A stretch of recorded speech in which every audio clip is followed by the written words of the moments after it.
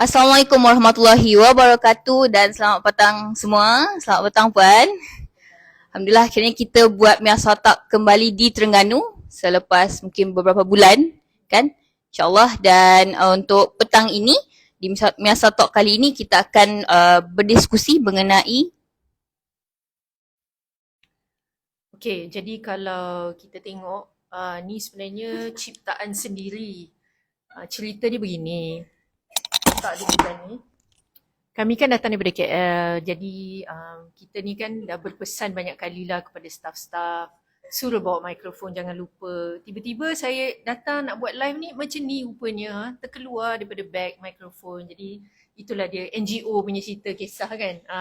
Tapi lepas ni nanti kita akan beli mic yang khusus buat cawangan Terengganu insyaAllah. Jadi hari ni tuan-tuan dan puan-puan, thank you very much for joining us di Miasa Talks. Alhamdulillah ya hari ni. Betul dah lama kita tak buat Miasa Talks dan sudah tentu hari ini kepentingan dan keutamaannya kita nak bercakap tentang genocide yang sedang berlaku. Sudah tentu isu the Israeli occupation of Palestine sudah pun hampir 50 hari ya. Hari ke berapa hari ini? 48 hari ya. Dan sudah tentu ini memberikan satu impak dan kesan ya kepada semua sebenarnya. Dan kita nak orang kata engage dengan our followers tentang mungkin ya apa yang kita rasakan, kita nak menyokong, jadi anda-anda ada tempat untuk kita membawa perbincangan ini secara terbuka dan sudah tentu tentang impak psikologicalnya bagaimana kan hari ini. Okey, boleh. Okey, macam yang Puan dah cakap tadi, impak daripada genosid ini, genocide ini tidak genocide. Okey, genocide. Genocide ini betul. Genocide dia tak hanya of course untuk warga Palestin tu satu, apalagi rakyat Gaza tu satu, tapi kita juga sama Muslim dan semua orang di dunia basically. Semua yang terekspos lah kepada video-video atau updates mengenai apa yang tengah berlaku dekat sana pun kita pun adalah efeknya sedikit sebanyak kan. Sudah tentu. Kita juga merasainya sudah tentu kan hari ini because we all belong to one soul. Kita adalah a part of one soul. Kita adalah satu ummah. Sudah tentu kita adalah rakyat sejagat kan, satu dunia. Jadi melihat apa yang sedang berlaku, saya sebenarnya sampai hari ini I don't have a word for it. Saya tidak ada perkataan yang khusus untuk saya menggambarkan apa yang saya rasai ataupun apa yang saya lihat ya apabila melihat apa yang sedang berlaku hari ini sebenarnya hari ini. Jadi saya pasti dan anda-anda juga sama mungkin kan ada cara-cara yang berbeza untuk menterjemahkan, untuk menggambarkannya.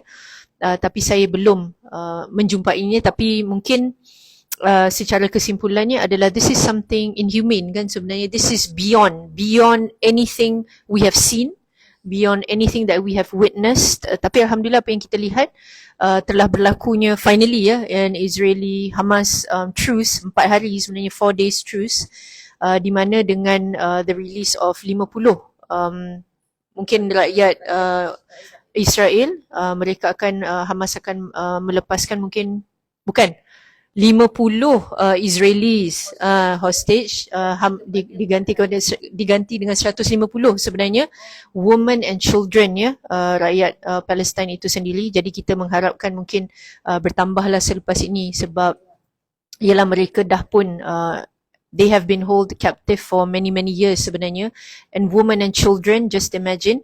Dan kemudian dengan mungkin lebih pelepasan people Israelis akan ditambah dengan one more day of truce. Jadi kita harap lebihlah pelepasan Palestine women and children, dan kemudian ialah prisoners of war dan sebagainya lah kan hari ini, sebab ialah apa yang telah berlaku hari ini, this is not something that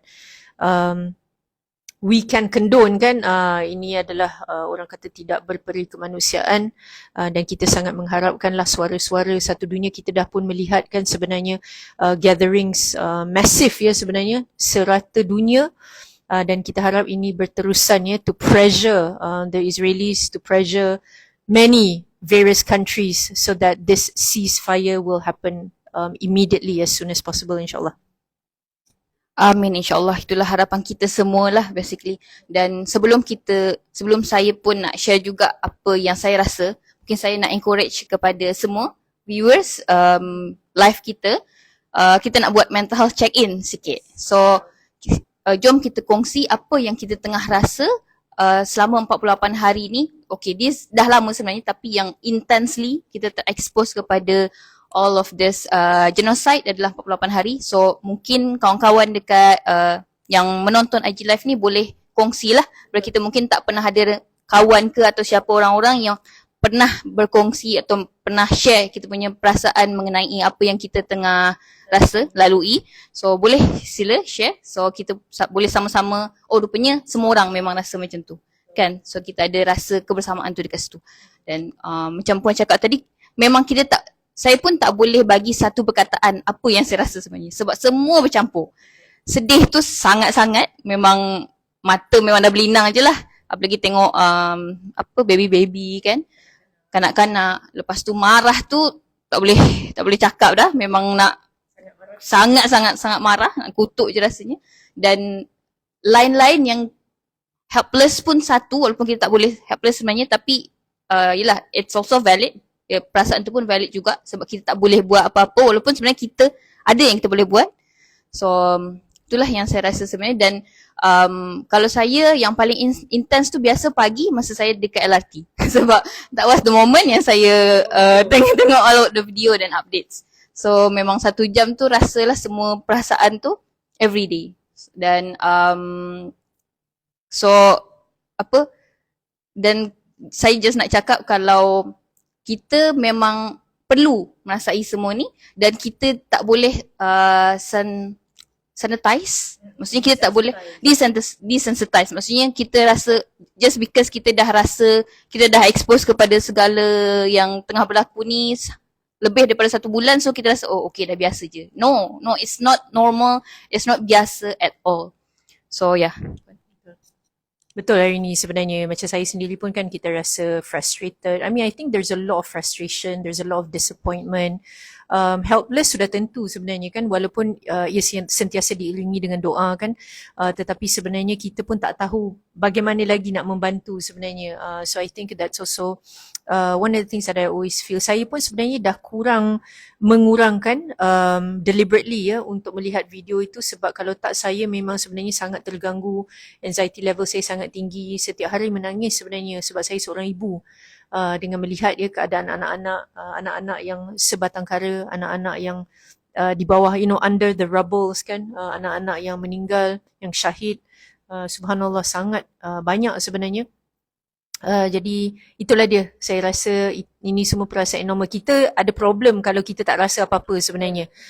Jadi kalau anda berasa sangat sedih, sangat marah, sangat geram, sangat tersangat semuanya, this is a normal reaction to what is currently happening. There's a problem kalau tak rasa apa-apa. Kalau orang tu sayu, laksa je, tak ada perasaan, then that is a problem in itself. So it's good that we are feeling what we're feeling, because now these feelings are translated ataupun dia menjadi satu force supaya kita sendiri dapat berubah. Kita sendiri dapat muhasabah diri sebenarnya. Alamak, terjatuh pula flagnya. Saya sendiri pun kalau hari ni kalau nak komplain apa-apa pun dah tak komplain pun. Rasa semua masalah jadi sangat kecil sebenarnya. Macam very minute dibandingkan dengan apa yang sedang berlaku di Gaza sekarang ini, tuan-tuan dan puan-puan. Jadi saya yakin ramai di antara kita kan hari ni yang sebenarnya kalau tak semua, mungkin semua sebenarnya pun merasakan begitu kan. Kadang-kadang dekat rumah saya tak ada air pun tak komplain. Ada lagi air nak minum, ada lagi air lain-lain sources kan. Jadi alhamdulillah sebenarnya kita dapat muhasabah diri, kita dapat merasa lebih berterima kasih sebenarnya, bersyukur dengan keadaan kita di Malaysia, dan ialah banyak lagi tempat-tempat lain yang masih harmoni, a lot of peace that is still happening, and we pray the same for the Palestinian people, the 2+ million people that are currently displaced. Kan hari ni insyaAllah moga-moga menjadi reality. Amin, insyaAllah. I like when Puan mention just now pasal satu, memang kita kena validate apa yang kita rasa, tapi at the same time bukannya kita tak menafikan juga apa hikmah pelajaran yang kita dapat tu kan. Tapi at the same time juga perasaan sedih apa semua tu mungkin boleh juga affect kita punya psychologist juga, mental health serta mental kita juga. So Puan dah mention satu tadi, mungkin menghadkan exposure kepada video-video atau updates tu mungkin salah satu cara untuk boleh kita sebenarnya masih lagi peduli, tapi untuk mengurangilah efek dia kepada kesihatan mental kita kan. Kalau saya sendiri sejauh ni mungkin saya still tengok juga, tapi dia few videos yang mungkin rasa betul-betul ekstrim, dia macam terlalu menyedihkan, mungkin saya akan tengok sikit je. Itu kalau daripada saya. Dan seterusnya of course bercerita. Mungkin kalau yang saya rasa selama ni, tak tahulah saya je ke macam mana, kita sama-sama bersedih tapi kita tak share kita punya kesedihan tu. Macam datang office, okay, kita sama-sama gembira balik. Padahal mungkin semua sedih sebab pasal apa yang tengah berlaku dekat rakyat Palestin ni kan. So mungkin apa yang daripada saya boleh syarangkan juga ialah kongsi apa perasaan-perasaan tu, kongsikan kesedihan tu. So kita jadi boleh tahu yang sebenarnya memang semua orang, dan kita boleh rasa yang memang semua orang merasakan hal yang sama. Mungkin Puan ada tambahan? Betul. Terima kasih hari ini. Jadi bila kita nak cakap sedih ni kan hari ini, sedih berjemaah lah cerita dia kan. Sebab sudah tentu dalam keadaan berjemaah ini sangat membantu kan. Jadi kalau kita nak bersedih secara berjemaah ni, berjemaah lah juga dalam orang kata konteks berkongsi, meluahkan rasa, berkongsi ilmu kan hari ini. Jadi kita tidak merasa bersendirian ataupun kita tidak merasa invalidated daripada segitu. Is it okay? Kemudian banyak orang juga bertanya, macam mana boleh ke makan makanan sedap sekarang? Boleh ke pergi holiday? Boleh ke menjalani kehidupan seperti biasa? Bagaimana ke kena sedih juga macam diorang ke macam mana sebenarnya? Jadi ini banyak sebenarnya orang kata these conflicting confliction yang kita rasakan sekarang ini. Tapi bagi saya kan selalu satu perkara yang paling utama yang saya lihat, Alhamdulillah, akhirnya satu dunia nampak kebenaran hari ini. Alhamdulillah. Dan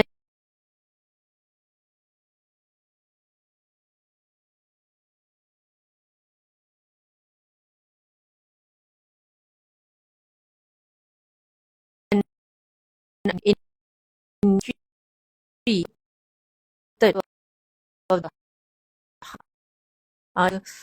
benda yang paling besar lah saya lihat. Kerana kalau saya boleh kongsi sikit hari ni, saya sebenarnya berada di United States sewaktu sebab I was studying in the US, kemudian saya juga bekerja di sana. Jadi dalam tempoh kira 7 tahun lebih saya berada di sana. Dan saya berada di sana sewaktu Intifada yang kedua, sewaktu the September 11th berlaku, sewaktu the invasion of Iraq. Jadi saya berada di Amerika Syarikat sewaktu semua perkara-perkara dan these very important moments in history ataupun tragedi-tragedi sebenarnya berlaku. Dan saya betul. Dan saya juga sebagai a Muslim yang berada di negara sebegitu, bagaimana sebenarnya respons mereka kepada umat Islam sewaktu itu. Dan saya melihat hikmah yang terbesar hari ini, khususnya sewaktu September 11 adalah pada waktu dan saat ianya berlaku, only people understood about Islam. Pada waktu itu barulah perbincangan tentang Islam ini keluar. Sebab masa itu banyak orang tak tahu sebenarnya Islam, Muslim. Saya sendiri mendapat banyak kecaman pada waktu tersebut, terutamanya after this, what is going to happen? Are they going to bomb schools? Adakah mereka akan bom sekolah? Tapi kita lihat ini yang berlaku, Israel yang membom sekolah-sekolah di Palestin. Jadi kalaulah saya tahu apa yang akan berlaku hari ini, mungkin emo saya kuat. Tapi pada waktu tu ialah kita kurang ilmu, saya masih muda, saya tidak tahu sebenarnya kan apa yang akan berlaku.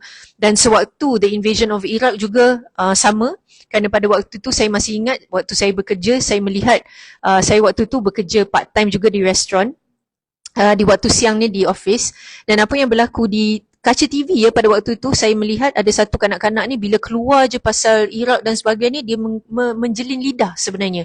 So this is the level of orang kata education pada waktu itu. Mereka tidak tahu pasal Islam.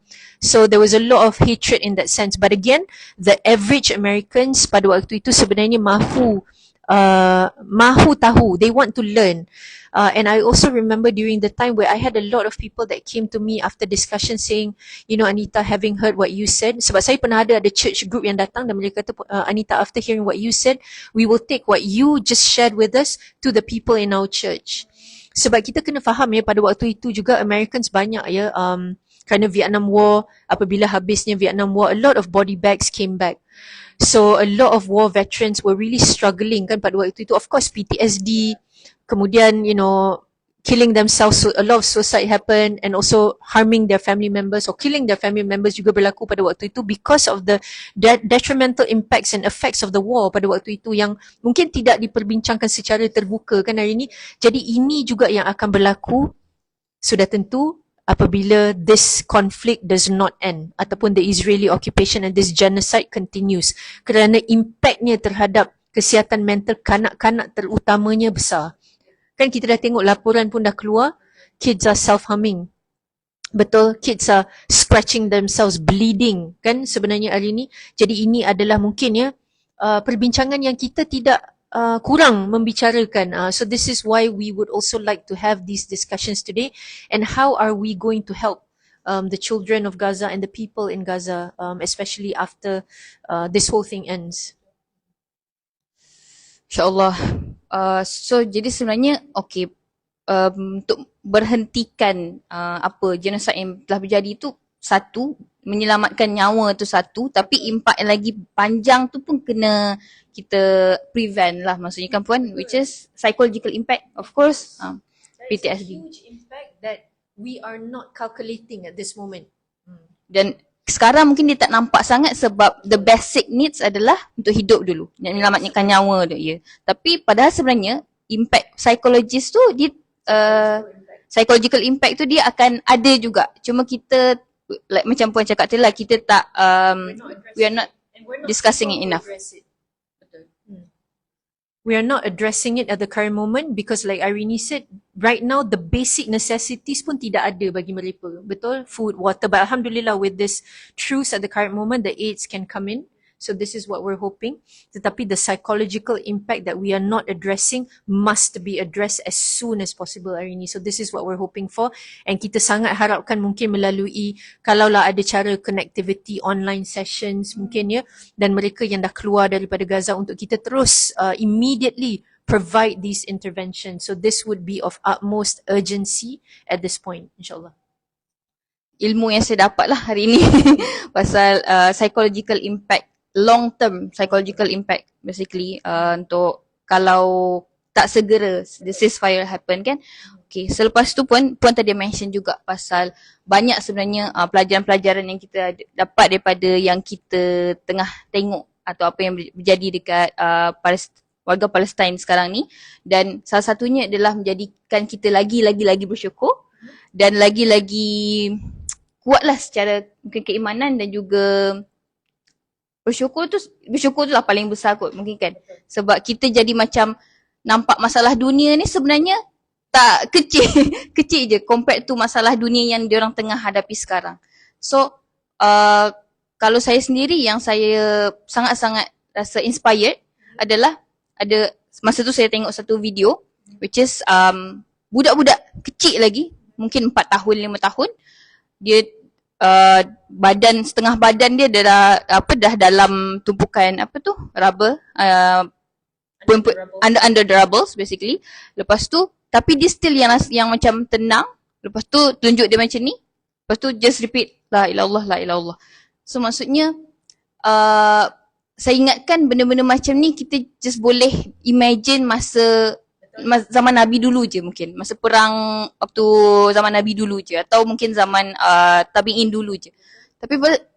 Tapi rupanya tahun 2023 kita boleh nampak lagi kualiti orang-orang yang macam tu, masya-Allah. Jadi again bukan nak mengesampingkan efek daripada psychological effect dia, memang itu ada, tapi banyak juga sebenarnya benda-benda yang berjadi ni yang boleh merubah kita dan sangat memaksa untuk merubah kita jadi lagi baik dan lagi baik lagi. Jadi mungkin kan hari ini adalah salah satu hikmah yang besar kan yang Allah SWT sebenarnya nak menyelamatkan kita ni. Sebab ketentuan mereka kita dah tahu, Jannatul Firdaus. Tapi kita ni bagaimana? Jadi ini mungkin salah satu, yalah bila kita nak kata ikhtibar ni adalah untuk mungkin kita yang menonton sekarang ni. kita yang melihat sekarang ni. Macam hari ni kata, kita pun betul lah tu, kita tak sangka bahawa ini adalah sesuatu yang kita dapat witness today kan.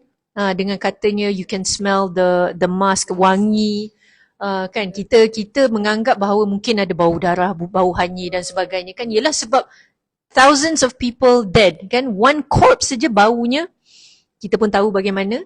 Jadi bayangkan baunya hanya wangi. Subhanallah. Jadi ini yang kita dapat lihat kan, kesannya ataupun hikmahnya daripada ni. Okey, hari ni mungkin kita nak masuk sedikit lah tentang mental health, membawa kembali kepada perbincangan mental health of individuals, of communities kan. Sebab kita melihat ya di Malaysia sendiri, isu kesihatan mental individu yang didiagnose dengan penyakit mental sangat ramai hari ini. Jadi bukan saja kesan daripada, of course we're seeing the genocide, the Gazan, the Palestinian people, tetapi kita sendiri hari ini di Malaysia tak ada peperangan pun yang berlaku, tetapi isu kesihatan mental, penyakit mental sangat tinggi.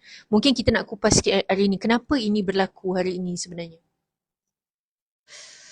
Untuk zaman sekarang sendiri, mungkin kalau daripada yang saya tengok ialah dia banyak factors. Kalau yang saya nampak dia banyak factors. Di antaranya satu, saya tak pasti tapi lebih kepada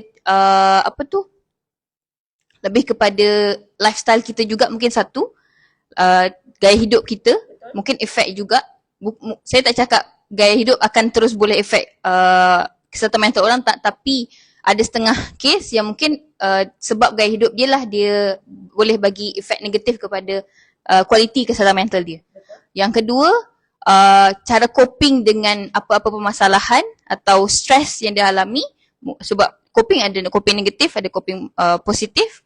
So kalau kita gunakan coping yang negatif tu, dia jadi lebih teruk kita punya keadaan kesihatan mental. Itu yang kedua. Dan of course lah yang Puan selalu cakap juga, dia bukan genetik tapi kecenderungan kalau parent kita ada isu kesihatan mental, dan kita pun jadi lagi susceptible kepada kondisi kesihatan mental. Dan seterusnya mungkin satu lagi yang saya nampak ialah sebab bukan gaya hidup tapi lebih kepada cara dunia ini berlaku sekarang. How the technology advance, tapi at the same time dia jadi buat kita yang mungkin dia tak function semacam sebelumnya. Mungkin ada part-part yang kita jadi lemah di situ. Itu jadi itulah Puan tambahan. Betul. Jadi saya cuma nak tambah, nak echo apa yang Alini katakan tadi, sebab we are at the most connected at the moment, tetapi the most loneliest era today. That is the whole irony of the whole thing, betul? Berada di dalam isolasi kerana kita sangat engross, contohnya dalam social media, gaming. Kita lagi banyak kawan di social media daripada kawan secara fizikal. Kita lagi banyak berinteraksi dengan individu-individu online daripada individu-individu secara fizikal. Kita dah terputus sebenarnya daripada dunia yang sebenar dan realiti. Dan kemudian kita dah lemah daripada segi fizikal dan mental sebab kita tak keluar bersukan, kita tak menggerakkan badan kita, apatah lagi minda kita. Jadi ini yang banyak berlaku sebenarnya. Saya tanya, berapa ramai individu-individu hari ini ataupun remaja lah mungkin hari ini ya, yang tahu sebenarnya jenis-jenis buku tuan-tuan dan puan-puan ya, because everything is done online, betul?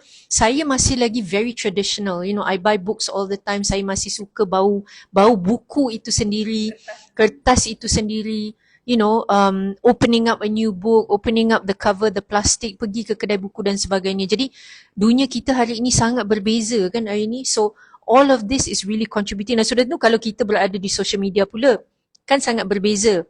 We are creating an online persona. Banyak perbandingan yang berlaku. Self-esteem, keyakinan diri berkurangan. Jadi semua ini sangat menyumbang sebenarnya kepada isu kesihatan mental. Jadi golongan muda lebih rentan sudah tentu, dan juga golongan yang lebih tua juga lebih rentan. All of this is because of that loneliness, isolation yang berlaku. Lebih tua mungkin hidup bersorangan. Mungkin dah tak ada aktiviti, mungkin tak sihat, nak bergerak pun menjadi sukar kan.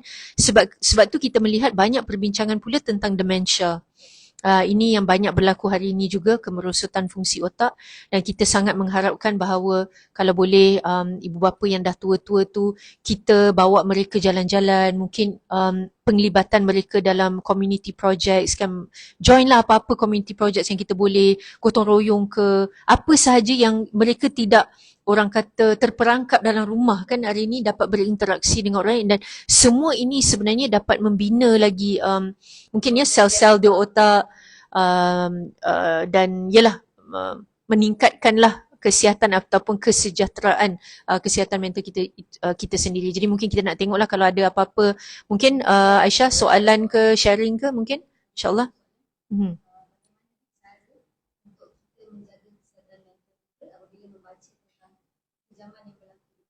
Okey, bagaimana kita nak menjaga kesihatan mental kita apabila kita mendengar kekejaman ataupun membaca tentang kekejaman rejim Zionis ya, itu yang kita lihat. Jadi tadi kita dah sebut, mungkin kita hadkan waktu ya, sebab saya pasti dan saya tahu banyak sebenarnya informasi, maklumat, video, audio yang sedang viral ya kan, all over, which is good. We need this information. We need to be in the know, we need to be informed.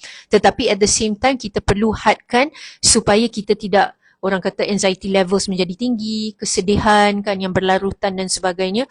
Jadi itu yang pertamanya. Yang keduanya, seperti yang Arini sebutkan tadi, kita perlu ada coping mechanism yang efektif ya.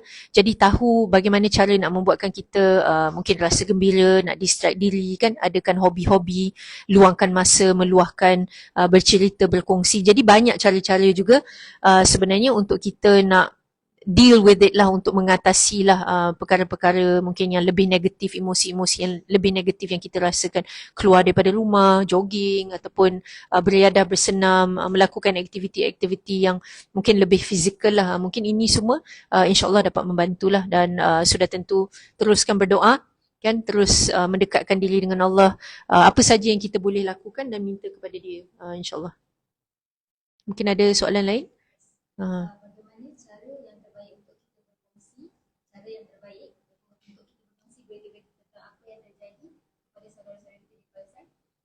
Tapi mengambil kira perasaan dan emosi dan juga kesihatan mental orang lain, sebab pernah banyak juga yang dia activated because they see the side that happened. So dia rasa panik dan sebagainya. Betul. Sebenarnya sebab dia berada di kalangan kita kan, kawan-kawan kita. Betul. Mungkin Ali ni boleh ulang soalan supaya... Okay, so soalan tadi ialah bagaimana cara untuk kita tetap juga berkongsi, tetap juga update apa-apa yang tengah berlaku ni, tapi at the same time kita menyantuni keadaan kesihatan mental kawan-kawan kita ke, atau orang persekitaran kita lah, family kita ke. Okay, kalau daripada saya sendiri mungkin Puan, satu, kalau dia berkongsi secara direct, memang first kena tahulah apa saja yang boleh activate isu atau kondisi kesihatan mental orang itu sendiri. Contoh mungkin dia mungkin that one person, dia kalau tengok orang yang mungkin luka-luka atau berdarah, dia terus rasa trigger mungkin, atau dia boleh terus rasa anxious. Dan maksudnya mungkin kita boleh ceritakan mungkin tanpa share the video, contoh kan. So berkongsi dengan cara yang selamat. Sebab kita banyak media yang kita boleh gunakan untuk berkongsi. Boleh cerita, boleh mungkin gambar, boleh video. Okay, mungkin video lebih real, tapi sebenarnya dengan bercerita pun sebenarnya kita dah boleh juga berkongsi kan sebenarnya.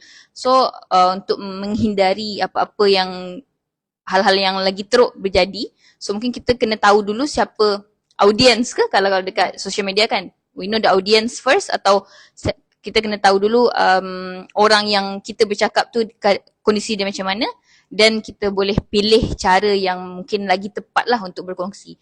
Sebab there are so many ways untuk kita boleh berkongsi tu, bercerita tu sebenarnya banyak.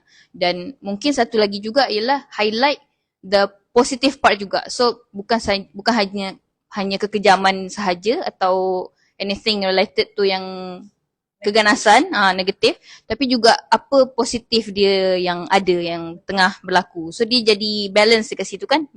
So kita pun tak terperangkap dekat emosi yang atau keadaan yang negatif tu sajalah. Kalau daripada saya tu pun.